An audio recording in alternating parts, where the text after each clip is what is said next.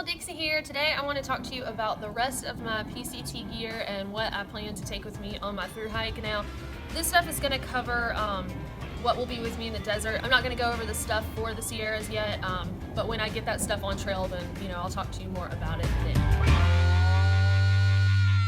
I'll go ahead and start with clothes since I'm wearing part of the stuff that I'm going to take with me. Now, this stuff won't be included in my base weight because it's on. So base weight is basically anything that you carry in your pack that is not consumable. So none of the toothpaste, lotion, fuel, things that get used, those don't count as base weight by definition. But also the things that you wear on your person while you're hiking do not count as base weight. So this is a PFG top, and I believe it's a small. I think that this will be good for the desert because it's long sleeve, but I can also roll them up if I want to.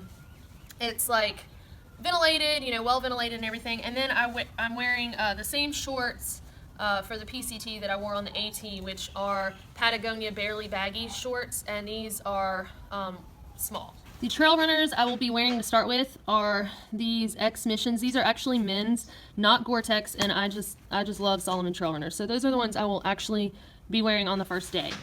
The insoles I've chosen are Dr. Scholl's.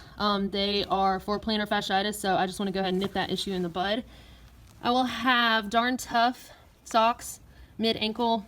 And then I've never worn gaiters, but these are Dirty Girl gaiters, and I'm going to go ahead and try them in the desert just because I'm hoping that it'll help with, some of the dust and stuff like that, keeping it off of my feet. For my camp shoes, I'm going with Old Trusty, these little Teva sandals. In town, I'll have this little sundress to wear. It's the only time I do this. I did it on the AT also. And some places have loaner clothes, but you can't always bank on that, so I just like being able to wear something and feel kind of normal. Undergarment wise, I have an extra pair of Ex Officio underwear. I've got just the one sports bra I'll be wearing. This is a pair of Darn Toughs, just an extra pair to hike in. And then this is a pair of thick Smart Wools that I will wear while I'm sleeping. Mountain Hardwear hat, Arc'teryx long sleeve shirt. The only thing I do not love about this shirt is it doesn't have thumb holes. I really wish it did. Smart Wool leggings and Possum Down gloves from Z-Packs. For rain gear, I've got this Outdoor Research raincoat here. It's like 5 ounces. It's awesome. I'll also use this raincoat as an extra layer if it's too cold. And then I've got this Light Flex swing umbrella for the desert. Never used an umbrella before, but why not try it, right? I'm in the desert, something new. I've heard people on both sides of the fence about umbrellas, so I'm gonna try it and I'll let y'all know my opinion. And for my puffy, I've got this awesome packable Ghost Whisperer down jacket. For cookware, I have my same grease pot, aluminum pot, Sea to Summit collapsible cup, of course the cozy that I made on the outside, a bandana, and in it I have my MSR Pocket Rocket. I'm not going to carry the case this time, just to save a few grams. And then a lighter. And a small fuel canister. For my bear bag this time, I have the Z-Packs bear bagging kit. It comes with 50 feet of Z-line and then the bear bag itself and this little carabiner. For water hydration, I'm going to take 2 2-liter platypus bladders and the hose and bite valve, which is connected to the one on the left. I've heard that you need about 6 liters of water for the desert-ish. So I'm also going to take 2 1-liter Smart Water bottles. To filter my water, I'm taking the Platypus Gravity Filter. This one is a little bit heavier than what I would use in the Sawyer. This connects directly to one of those 2-liter bladders that I showed you earlier. But I would take the Sawyer because it would save the weight a little bit of the capacity of this bag and some of the tubing here. But for the capacity of water that I'm going to have to filter in the desert, I'd really rather not spend a ton of time squeezing and filtering through Sawyer. So I'm going to go ahead and go with this. I think it's worth the extra weight for me. Once I get, out of the desert, I might swap to a Sawyer at that point. For the world of electronics, I'm going with the Black Diamond Storm headlamp. I'm going to use my iPhone 7 that I'm currently recording with.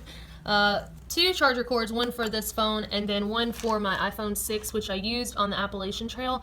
I'm going to take this with me just so I have a backup in case anything happens to my phone, but also so I have more storage to do time-lapse and things like that. If I decide I don't need it, then I'll send it home and that'll be some weight that I can save. For charging my phones, I decided to go with the Sun Tactics charger. It's got this little port up here. I've heard a lot of controversial things about solar panels, but you know, I'm in the desert, so I figure if there's a time to try to use one, it's there. So I'm gonna go for it. It does weigh more than the backup battery charger I will be using north of the desert, but to have like unlimited power, if it really works as well as I hope it will, I mean, it's just invaluable to me, because you know, if I'm recording on my phone a lot and listening to music a lot, you know, if I can have basically unlimited power, that would be great. Because I don't want to charge my phone directly from the solar panel, they say you can, I just don't want to. I've got this small, I think it's like 3350 milliamp hours, something like that. It's just an Anchor charger and the cord. So I'll charge this to this, and then at night I'll hook this to my phone. Headphones, can't do without those. And this year I'm gonna take a tripod. I you know, didn't have one last time, and I just figured it would be useful for time lapse and things like that. Some other accessories for my phone that I will have are some lenses. So this is a macro lens, and then this one's just a wide angle lens. And this cool Cam Kicks little remote deal, so you know, I don't have to keep cutting my phone on and off. I can just hit the button and it'll start recording and then stop recording. And my little Timex Expedition watch that I will be wearing. This is my repair slash first aid kit. So I've got some various medications here, mainly diarrhea pills, and then some pain reliever stuff. So here's some antibiotic ointment, duct tape, and a needle. The floss that will go with that. Some Band-Aids. This is probably an excessive amount of Rolaids, but whatever. Then a backup lighter, just because, some safety pins, and KT tape. So I'm carrying something that I never really thought that I would, but this was a gift from somebody who was concerned about my well-being, especially through the Sierras with all the snow. So I am going to take it, and I will let y'all know how it goes. It's not a spot device. It's just like a, I mean, I guess it's something kind of similar, but it's a GPS locator beacon. So I'll let y'all know what I think of it after I use it. I've got my journal, like I always carry. I've written in one of these since I was like 14, so that's why I carry the big composition notebook, a couple of pens, and a wallet. And for toiletries, I've got a little mini toothpaste, toothbrush that I fully intend on cutting the handle off of to about right there, some sunscreen, conditioner, because hotels never have conditioner, they always have shampoo, and my hair is long, so it is worth it to me. This comb that I will be cutting the handle off of, some toilet paper, nail clippers, a mirror. I'm actually going to have a pair of tweezers also, some hair ties, little baby powder, and Q-tips, chapstick, razor, and hand sanitizer that I'll hang on the back of my pack. And for self-protection, there is a neck knife from MT Knives, my buddy Patrick, and then some pepper spray. And I've gone over my tent, pack, and sleeping bag in separate videos, so be sure to check those out if you want to learn more about that. If you're interested in learning more about the gear that I showed you in the video today, I'm going to have a link in the show more of this video with a link to lighterpacks.com. It's a really cool tool for being able to organize your gear list and the weight, and you know, kind of see what things are consumable or things that you're wearing, or you know, what's grouped into base weight. It kind of helps you to, like, you know, organize your gear list and really see like how much each individual item is, you know, as a percentage of your entire pack weight. So it's pretty neat. You'll have to check that out. But again, the link for my gear list will be in the show more below, and then if you want to look at any of those individual items more in detail, you can click on them and it'll take you to where they are located on the interwebs. So with all of this equipment, my base weight is going to be somewhere between 14 to 15 pounds. Now that's heavier than really it should be with the gear that I'm taking, because you know, I was able to do upgrades that made things much lighter, especially my big three. Because I'm taking, you know, the tripod and the lenses for my phone and an extra phone to get some time-lapse shots and different things like that. And some of that stuff I may end up sending home, but you know, kind of because of what I do with the YouTube channel and all, it's going to be heavier than it should be. So it's some additional things that I want to mention. The videos are going to start being at 5 p.m. Central Time. Still on Wednesdays though. The reason for this is I assume that there will be more people from, you know, the West Coast watching that are on Pacific time, since this is the Pacific Crest Trail. So just to help out a little bit, you know, 7 a.m. is pretty early over there for them. So it'll be 5 p.m. Central Time, and that was also based on, you know, the most watched time for the channel. Also, a lot of you have asked who is editing my videos now.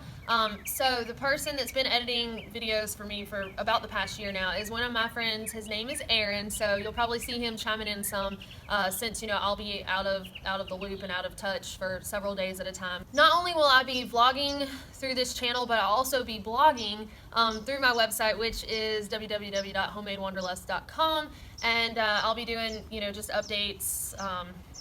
You know, some people enjoy watching videos to learn, and some people like reading things, so I enjoy writing. I think I relay my thoughts and emotions better through writing sometimes. So anyway, and I've always kept a written journal, so I will be journaling and then, you know, transferring some of that to the website. And the website has had a facelift, so it's a little more navigable now. There are some tabs and things like that to make it easier to find what you're looking for. So go over there and check that out. And thank you again so much to the patrons who are supporting me in this through hike, and the folks that, you know, were able to purchase something for me off of my wish list. A lot of this gear did come from the wish list. I can't tell you how much it means to me, and I can't wait to bring you, you know, a lot of great information and stuff from the trail once, you know, I learn more about it. Thank y'all so much again for supporting me, watching me, cheering me on, and we will see y'all next time in California. Okay, so I am here at Amicalola State Park, and there's this nice little compartment overhead, so that's the opening, where you can put like a headlamp.